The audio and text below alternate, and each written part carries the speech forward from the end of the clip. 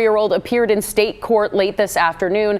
Kyle Boshi was in that courtroom. Kyle. In addition to those state charges for attempted murder, the off-duty pilot has also been charged in federal court. The Department of Justice filed a criminal complaint this morning charging Joseph Emerson with one count of interfering with flight crew members and attendants after he allegedly tried to shut down the plane's engines and later pull the handle on an emergency exit mid-flight. The off-duty Alaska Airlines pilot accused of trying to turn off a plane's engine mid-flight appeared before a judge in Multnomah County Circuit Court. 44-year-old Joseph Emerson is facing more than 80 counts of attempted murder. He pleaded not guilty during the brief hearing on state charges. Federal prosecutors also charged him Tuesday with one count of interfering with a flight crew.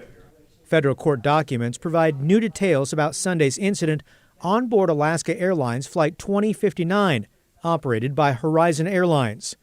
Emerson was riding in the cockpit jump seat on the flight from Everett, Washington to San Francisco when he threw his headset, telling the pilots, "I'm not okay." Prosecutors say the off-duty pilot then reached for the red fire handles. An FBI agent wrote, Emerson was unable to pull the red handles down all the way and fully activate the engine shutoff due to the pilot's wrestling with Emerson. After struggling with him for nearly 30 seconds, Emerson settled down and left the cockpit.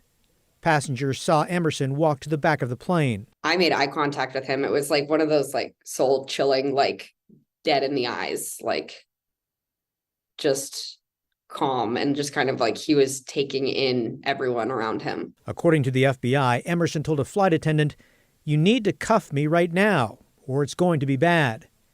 He was seated in a flight attendant's seat and placed in handcuffs.